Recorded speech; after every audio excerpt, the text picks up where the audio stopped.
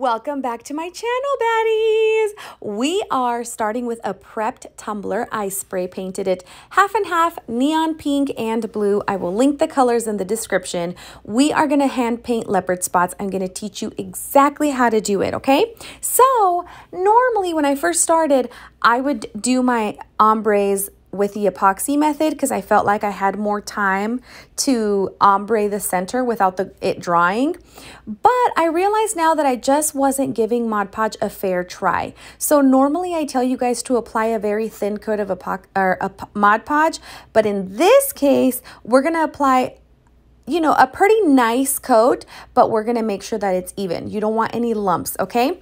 And then I'm going to start at the very bottom and sprinkle my glitter. Now, I'm going to give you a tip right now. Don't leave the shaker lids on. I was trying to just to see if it would be different, but it actually took longer to get the glitter on the cup. So just remove the lid completely. It's a lot easier. So I always keep two pieces of like cardstock, or no, this isn't cardstock, this is scrapbook paper, to catch my glitter so that I can go back and forth between the colors. Now, as you can see, it's a lot easier now that I removed the lid. So you want to tilt it at a 45-degree angle. Honestly, I'm lying. I don't even know if that's a 45-degree angle, but you do want to tilt it down so that your glitter can cascade. Now, the more that you tilt your tumbler, the further down the glitter is going to go. So you don't want to do that because I don't want my blue to get where my pink is supposed to go. I want it to be very delicately sprinkled towards the center. And that's what's going to help me combine both of the colors in the middle to create that perfect ombre. Is you want to have it like at an angle, but not tilt it all the way. Just because you just want to lightly sprinkle and have it fall naturally in place. And the good thing about ombreing is that you can kind of go back and forth a little bit in the center part until you feel like you have that perfect mixture. I waited until that first coat completely dried, and then I brushed off the excess with a dry brush, and then I came in with my second coat of Mod Podge. The amazing thing is that once you do your second coat of Mod Podge over that glitter, the second coat of Mod Podge takes longer to dry. How many times am I going to say second coat? Oh my gosh. It takes a little bit longer for it to dry just because it has, I don't know how to explain to you why, but it just does. So you have a little bit more working time with the second coat of glitter.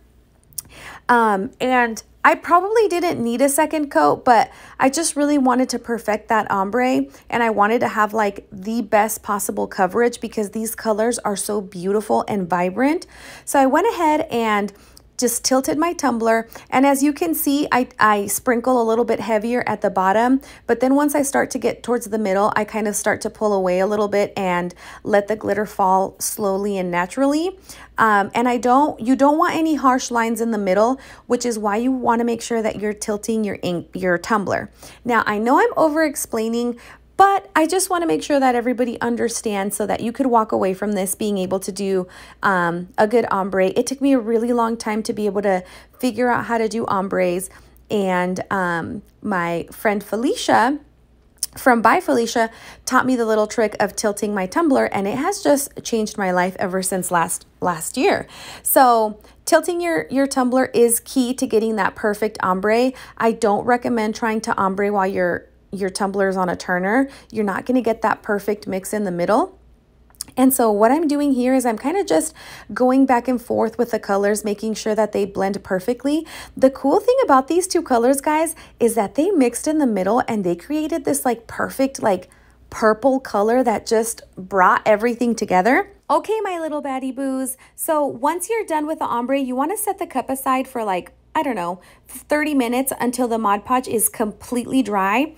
And we don't really need to seal it before we start with our leopard spots. We just need to make sure the first two coats are completely dry.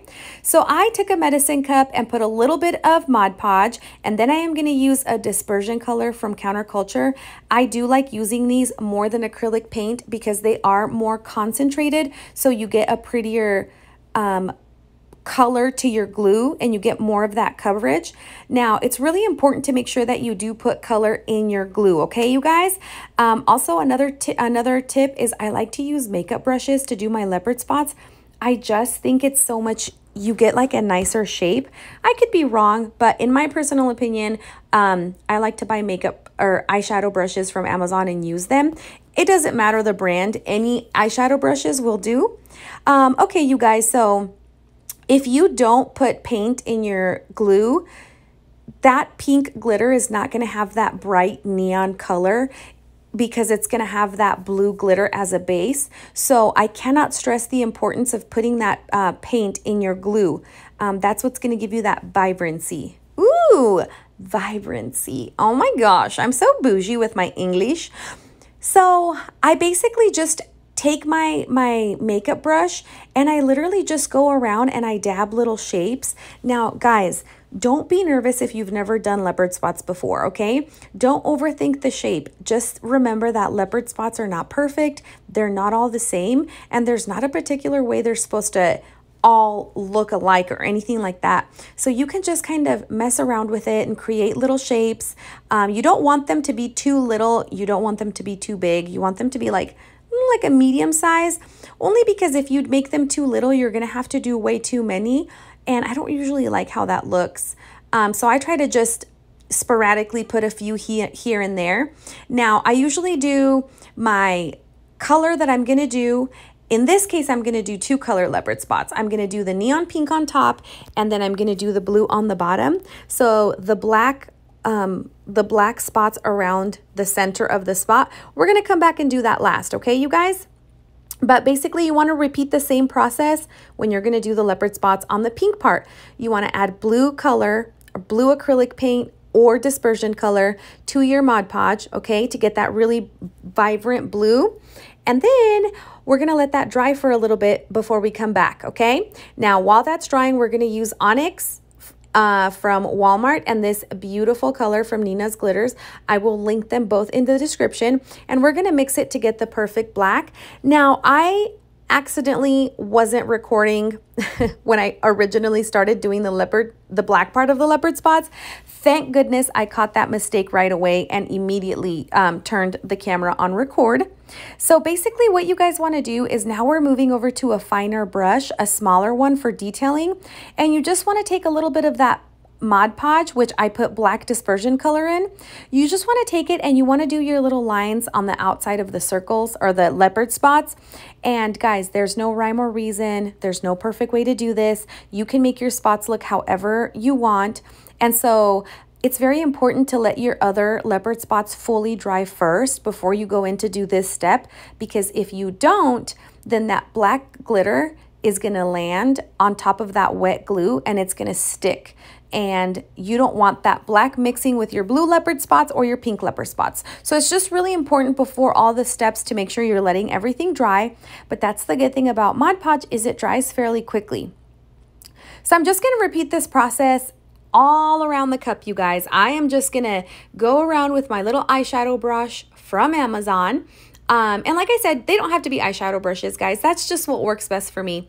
But you just want to go around the whole tumbler and just put the little spots on either side, whatever side you decide. You could do only one side. You could mix it up, however you want. The first time I did this, I did one side on some spots. I did 2 sides on some other spots.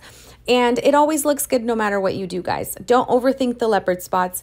And honestly, once you do glitter leopard spots, like there's no going back. Like you just never want to stop doing it again. Also, don't forget your bottom.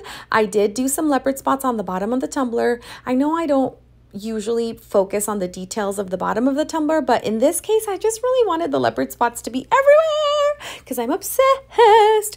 You guys, how pretty is this pink though? Okay, isn't it gorgeous? So also, guys, after I did that, as you can see, I'm just going around doing little black spots here and there, just like, you know, a leopard would have, like the actual leopard spots. You don't have to do that step. I just like to do it. So after those all dried, I sealed with polyacrylic sealer 2 times and let it completely dry to make sure that that glitter was completely sealed so that when I came in with my epoxy, none of the glitters would mix, okay? So I am doing 40 mLs. I did 20 mLs of A and 20 mLs of B. I am using Counterculture's Fast Set for my very first coat. It dries in 2 hours. It's absolutely phenomenal. You can't use it over a white base, and you can't use it as your final coat because it is not UV resistant. However, you can use it over dark colors like this to help you get the cup done a little bit faster. And then once you get to your final coats, you just use regular epoxy that has the UV protection in it, just to make sure that you're providing a quality product that's gonna last, you guys. So the sealing of the glitter is super important, guys, okay? Because if you do all this hard work and you don't seal properly, or you don't wait for your sealer to completely dry, your colors are gonna mix. Don't let that happen. I mean, it's definitely happened to me before, but it's happened because I got impatient and I was like, I'm just gonna epoxy it anyway. So wait for it. So I am gonna let this spin for about 2 hours. Once I completely cover it with epoxy, I'm gonna torch it to pop the bubbles. And coming up next, you guys, I have to show you something really amazing that one of my sweet followers made for me. He is super talented. His name is Denny, and he made this cup holder for me, and he painted it neon pink. Isn't it beautiful? He even put Myra Makes It on it. Him and his wife watch my tutorials, and he just wanted to make me something beautiful. So Denny, thank you so much. It's so beautiful, and it's neon pink, and I'm obsessed. So thank you, thank you, thank you. I love it so much. Okay, guys, so what I'm gonna do now is I'm just gonna figure out where I'm gonna put my decal. I printed 3 because I wasn't sure which one I wanted or how big I wanted it. Now, the other decals are not going to go to waste because I am a huge Def Leppard fan. So believe me, I will find somewhere to put them, even if I have to put them on my husband's forehead. Hee, just kidding, honey. For legal purposes, I do not abuse him. Honey, you better lie for me, okay? I'm not going back to jail. Hee. Okay, guys. So now what I'm going to do is I'm going to take a sanding block. I always buy the ones from Amazon, but you can get them at Lowe's, you can get them at Home Depot, and I always do 100 grit.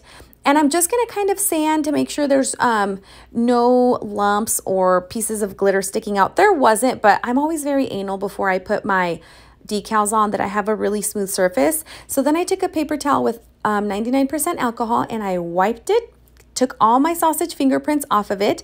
And then I peeled the backing of my printable vinyl, checked where I wanted to place my decal, and I placed the center first and then pushed the air bubbles out, and then did the same thing on the other side. Started at the center and then pushed my air bubbles out. It was so amazing using my new cup holder from Denny. Hee. Thanks again, Denny. I'm obsessed. Once I put my decal on, I can go right into epoxying. You do not have to seal printable vinyl or do anything to it before you epoxy. You can do quick coat over it if you want to so that it doesn't lift. I didn't really have to do that in this case, but I am going to go ahead and come in with 20 cc's of ml. I did 10 and 10. I wanted to do just a very thin coat to cover the decal, to protect it, to make sure it wasn't going to come off, because after this, I am going to do the final coat. So I only did 20 mLs and I let it spin until it was completely dry. All epoxies have different curing, drying times, so you just have to read the instructions on the label. So of course you guys already know I like to start with my sausage finger at the bottom and I rub my finger up as the cup spins. This always ensures that I have an even coat and that I didn't miss any spots. So here I am after that first coat is completely dry. I'm applying my second coat of ml. I did of epoxy. I did 30 mLs. And this is what the cup looks like. I'm obsessed with it. I hope you guys loved it. Please leave me a comment and I'll see you next Saturday. Besitos.